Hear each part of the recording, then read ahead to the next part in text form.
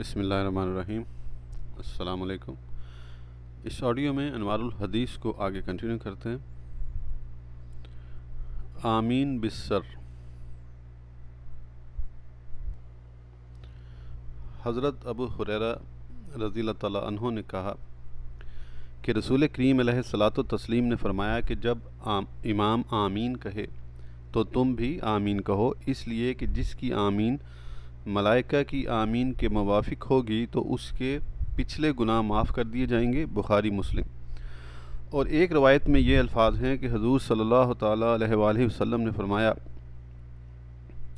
جب امام غیر المغضوب علیہم ولا الضالین کہے تو تم آمین کہو، اس لیے کہ جس کا آمین کہنا فرشتوں کی آمین کہنے کے مطابق ہوگا تو اس کے گزشتہ گناہ بخش دیے جائیں گے۔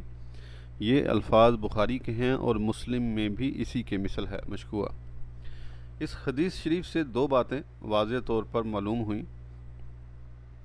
اول یہ کہ مقتدی امام کے پیچھے سورہ فاتح نہ پڑھے، اس لیے کہ اگر مقتدی کو سورہ فاتح پڑھنے کا حکم ہوتا تو حضور صلی اللہ تعالیٰ علیہ وآلہ وسلم یوں فرماتے کہ جب تم ولا الضالین کہو تو آمین کہو۔ معلوم ہوا کہ مقتدی صرف آمین کہے گا، ولا الضالین کہنا آمین کا امام کا کام ہے۔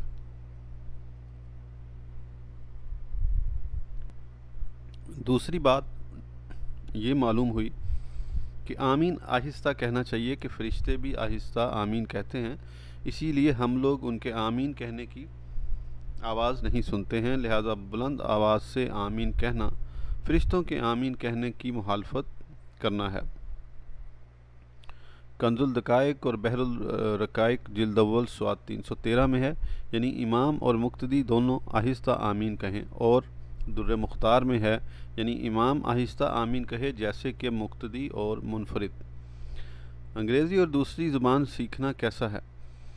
ذی علم مسلمان اگر بنیت رد نصارہ انگریزی پڑھے اجر پائے گا، اور دنیا کے لیے صرف زبان سیکھنے یا حساب، عقیدت، جغرافیہ جائز علم پڑھنے میں حرج نہیں، بشرطے کہ ہمتاً اس میں مصروف ہو کر اپنے دین و علم سے غافل نہ ہو جائے، ورنہ جو چیز اپنا دین و علم بقدر فرض سیکھنے میں مانے آئے حرام ہے۔ اس طرح وہ کتابیں جن میں نصارہ کے عقائد باطلہ مثل انکار وجود آسمان وغیرہ درج ہیں، ان کا پڑھنا بھی روا نہیں۔ واللہ تعالی عالم۔ فتاوی رضویہ جیم 23 صفحہ 533۔ رشوت اور چوری کا مال۔ جو مال رشوت یا تغنی یا چوری سے حاصل کیا، اس پر فرض ہے کہ جس سے لیا ان پر واپس کر دے، وہ نہ رہے ہوں ان کے ورثہ کو دے، پتہ نہ چلے تو فقیروں پر تصدق کرے۔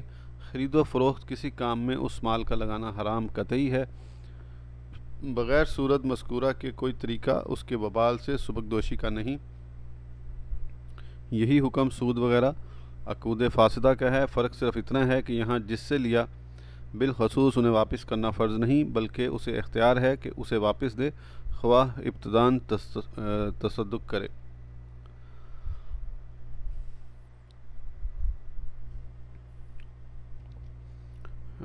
رفع یدین۔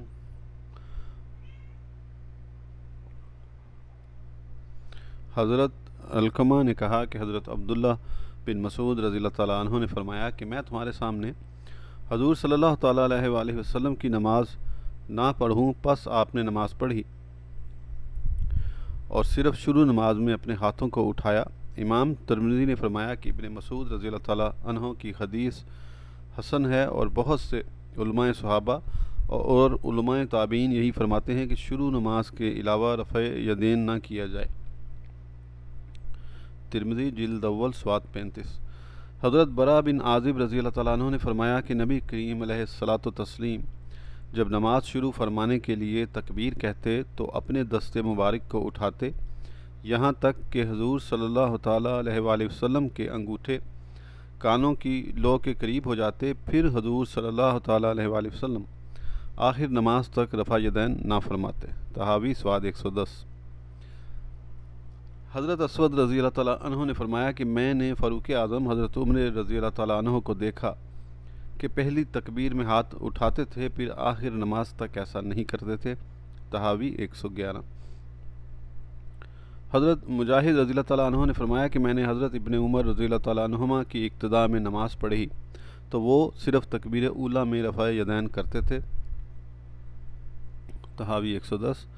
ان احادیث کریمہ سے واضح طور پر معلوم ہوا کہ حضور سید عالم صلی اللہ تعالیٰ علیہ وآلہ وسلم، حضرت فاروق اعظم، حضرت عبداللہ بن مسعود، حضرت ابن عمر اور صحابہ و تابعین کے دیگر جلیل القدر علماء رضوان اللہ علیہم اجمعین صرف تکبیر تحریمہ کے لیے رفع یدین کرتے تھے، پھر آخر نماز تک ایسا نہیں کرتے تھے، اور بعض روایتوں سے جو رکوع کے پہلے اور بعد میں رفع یدین ثابت ہے تو وہ حکم پہلے تھا، بعد میں منسوخ ہو گیا، جیسا کہ عینی شارح بخاری نے حضرت عبداللہ بن زبیر رضی اللہ تعالیٰ عنہ سے روایت کی ہے، یعنی حضرت عبداللہ بن زبیر رضی اللہ تعالیٰ عنہ نے ایک شخص کو رکوع میں جاتے ہوئے اور رکوع سے اٹھتے وقت رفع یدین کرتے ہوئے دیکھا تو آپ نے اس سے فرمایا کہ ایسا نہ کرو، اس لیے کہ یہ ایسی چیز ہے کہ جس کو حضور علیہ الصلوۃ والسلام نے پہلے کیا تھا پھر بعد میں چھوڑ دیا۔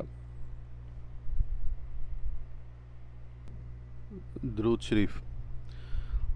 حضرت انس رضی اللہ تعالیٰ عنہ نے کہا کہ رسول کریم علیہ الصلوۃ والتسلیم نے فرمایا کہ جو شخص مجھ پر ایک بار درود بھیجے گا، خدا تعالیٰ اس پر 10 مرتبہ رحمت نازل فرمائے گا اور اس کے 10 گناہوں کو معاف فرمائے گا اور 10 درجے بلند فرمائے گا۔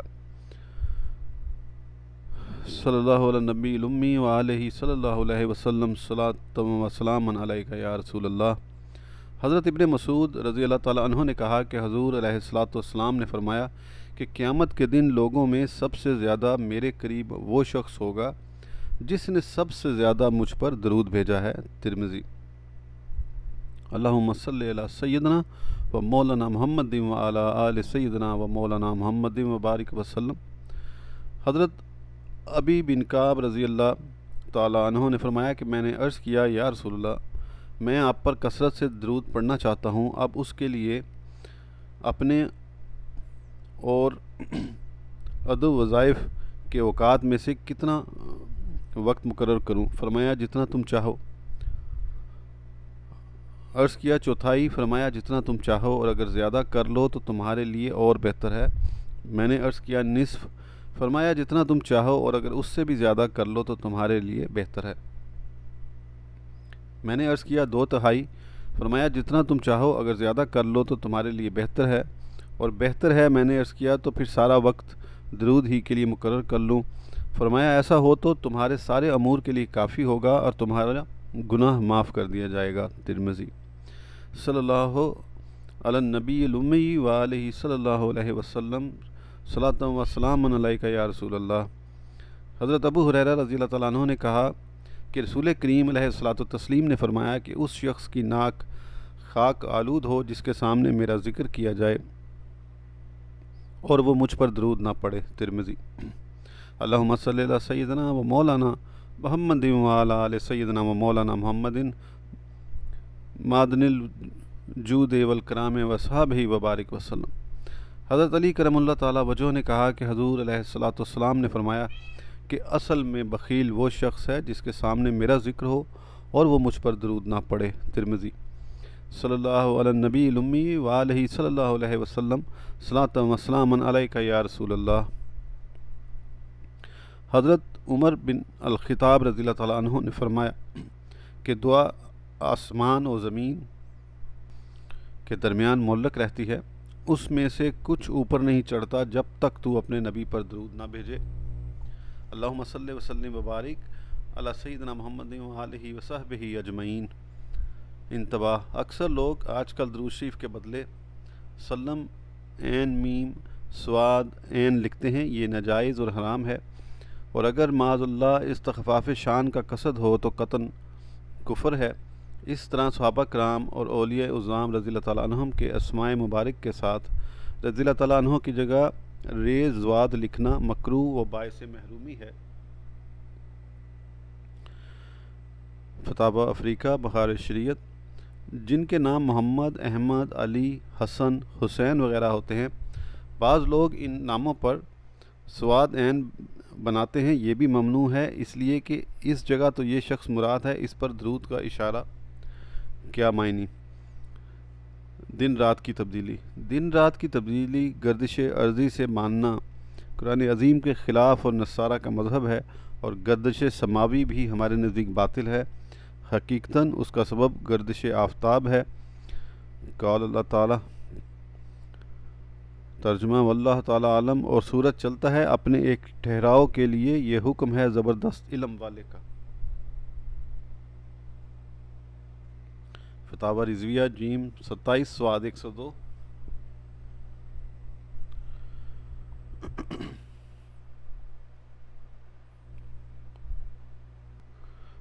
درود گنج عاشقاں، صلی اللہ علی النبی الامی وآلہ صلی اللہ علیہ وسلم، صلاۃ و سلام علیک یا رسول اللہ۔ جو شخص حضور اقدس صلی اللہ تعالیٰ علیہ وآلہ وسلم سے سچی محبت رکھے، تمام جہان سے زیادہ حضور کی عظمت دل میں جمائے،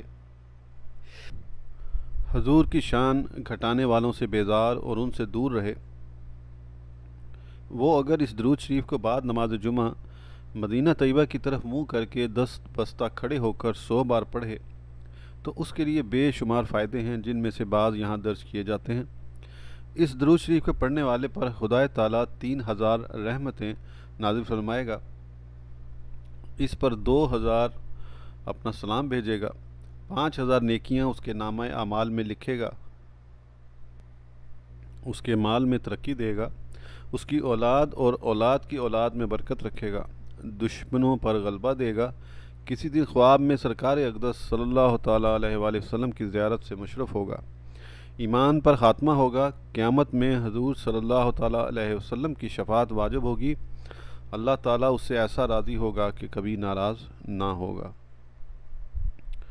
بنی اسرائیل میں پہلا نقص، فرماتے ہیں صلی اللہ تعالیٰ علیہ وآلہ وسلم، پہلا نقص بنی اسرائیل میں یہ آیا کہ ان میں ایک گناہ کرتا، دوسروں سے منع تو کرتا مگر اس کے نام ماننے پر اس کے پاس اٹھنا بیٹھنا اور اس کے ساتھ کھانا پینا نہ چھوڑتا، اس کے سبب اللہ تعالیٰ نے ان سب کے دل یکساں کر دیے اور ان سب پر لعنت اتار دی۔ فتاوی رضویہ جیم 16 سواد 315۔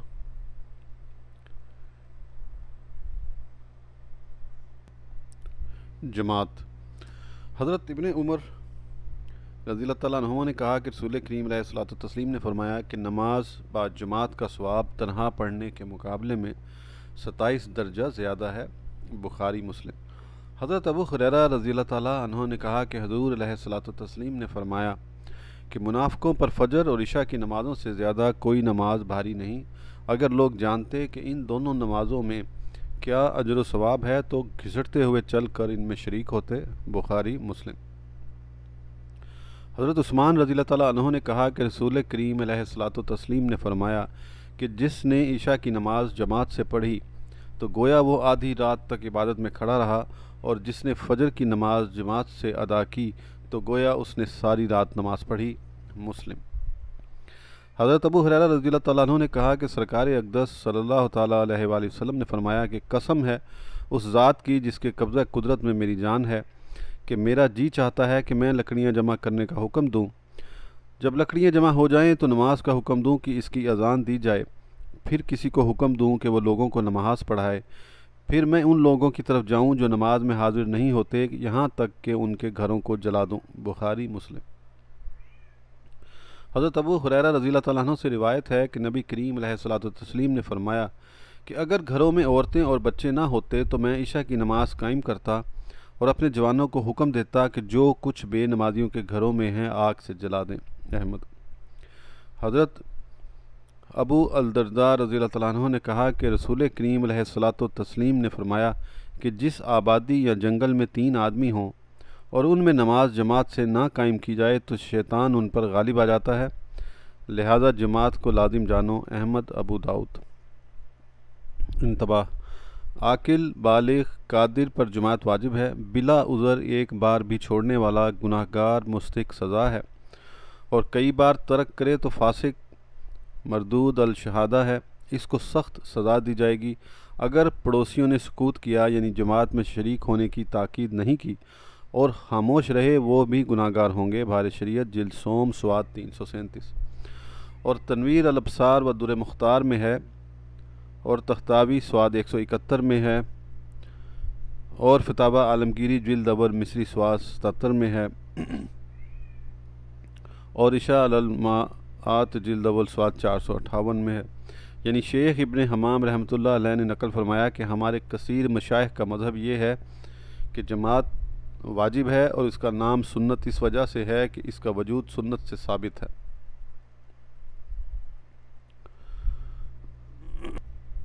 مسجد۔ حضرت عثمان رضی اللہ تعالیٰ عنہ نے کہا کہ رسول کریم علیہ الصلوۃ والتسلیم نے فرمایا کہ جو شخص خدا تعالیٰ کی خوشنودی کے لیے مسجد بنائے گا تو خدا تعالیٰ اس کے صلے میں جنت میں گھر بنائے گا۔ بخاری مسلم۔ حضرت ابو ہریرہ رضی اللہ تعالیٰ عنہ نے کہا کہ حضور علیہ الصلوۃ والسلام نے فرمایا کہ خدا تعالیٰ کے نزدیک تمام آبادیوں میں محبوب ترین جگہیں اس کی مسجدیں ہیں اور بدترین مقامات بازار ہیں۔ مسلم۔ حضرت عثمان بن مظعون رضی اللہ تعالیٰ عنہ نے کہا کہ میں نے حضور صلی اللہ تعالیٰ علیہ وآلہ وسلم سے عرض کیا، یا رسول اللہ مجھے ترک دنیا ہونے کی اجازت مرحمت فرمائیے۔ حضور نے فرمایا کہ میری امت کے لیے ترک دنیا یہی ہے کہ وہ مسجدوں میں بیٹھ کر نماز کا انتظار کرے۔ شرح السنہ مشکوہ۔ حضرت معاویہ بن قرہ رضی اللہ تعالیٰ عنہما اپنے باپ سے روایت کرتے ہیں کہ رسول کریم علیہ الصلوۃ والتسلیم نے ان دو سبزیوں کے کھانے سے منع فرمایا، یعنی پیاز اور لہسن سے، اور فرمایا کہ انہیں کھا کر کوئی شخص ہماری مسجدوں کے قریب ہرگز نہ آئے، اور فرمایا کہ اگر کھانا ہی چاہتے ہو تو پکا کر ان کی بو دور کر لیا کرو۔ حضرت شیخ عبدالحق محدث دہلوی رحمۃ اللہ علیہ فرماتے ہیں کہ یعنی ہر وہ چیز کہ جس کی بو ناپسند ہو اس حکم میں داخل ہے، خواہ وہ کھانے والی چیزوں میں سے ہو یا نہ ہو۔ حضرت حسن بصری رضی اللہ تعالیٰ عنہ سے بطریق مرسل روایت ہے کہ حضور علیہ الصلوۃ والسلام نے فرمایا کہ ایک زمانہ ایسا آئے گا کہ لوگ مسجدوں کے اندر دنیا کی باتیں کریں گے، تو اس وقت تم ان لوگوں کے پاس نہ بیٹھنا، خدا تعالیٰ کو ان لوگوں کی کچھ پرواہ نہیں بے حقیق۔ حضرت شیخ محقق رحمۃ اللہ علیہ اس حدیث کے تحت فرماتے ہیں کہ یعنی مطلب یہ ہے کہ خدا تعالیٰ ان لوگوں سے بیزار ہے۔ انتباہ: مسجد میں کچا لہسن اور پیاز کھانا یا کھا کر جانا جائز نہیں جب تک کہ بو باقی ہو، اور یہی حکم ہر اس چیز کا ہے جس میں بو ہو، جیسے بیڑی سگریٹ پی کر یا مولی کھا کر جانا۔ نیز جس چیز کو گندہ دہنی کی بیماری ہو یا کوئی بدبودار دوا لگائی ہو، تو جب تک بو منقطع نہ ہو ان سب کو مسجد میں آنے کی ممانعت ہے۔ اسی طرح مسجد میں ایسی ماچس اور دیا سلائی جلانا کہ جس کے رگڑنے میں بو آتی ہو منع ہے۔ در مختار رد المختار بہار شریعت۔ مسجد میں مٹی کا تیل جلانا حرام ہے مگر جب کہ اس کی بو بالکل دور کر دی جائے۔ فتاوی رضویہ جلد سوم سواد 598۔ مسجد سے متصل کوئی مکان مسجد سے بلند ہو تو حرج نہیں، اس لیے کہ مسجد ان ظاہری دیواروں کا نام نہیں بلکہ اس جگہ کے محاذ میں ساتوں آسمانوں تک سب مسجد ہے۔ در مختار میں ہے، رد المختار میں ہے، مسجد میں داخل ہوتے وقت پہلے داہنا قدم اندر رکھے اور یہ دعا پڑھے، اللہم افتح لی ابواب رحمتک، یعنی اے اللہ تو اپنی رحمت کے دروازے میرے لیے کھول دے۔ مسجد سے نکلتے وقت پہلے بایاں قدم باہر رکھے اور یہ دعا پڑھے، اللہم انی اسألک من فضلک، یعنی اے اللہ میں تجھ سے تیرے فضل کا سوال کرتا ہوں۔ اتمام عمل کا نسخہ۔ حدیث میں نبی کریم علیہ الصلوۃ والسلام فرماتے ہیں جو چیز بدھ کے دن شروع کی جاتی ہے وہ اہتمام کو پہنچتی ہے۔ فتاوی رضویہ جیم 27 سواد 44۔ اس آڈیو کے لیے اتنا ہی، پھر انشاءاللہ اگلی آڈیو میں اسے آگے کنٹینیو کریں گے۔ اس وقت تک کے لیے اجازت دیجیے۔ اللہ حافظ۔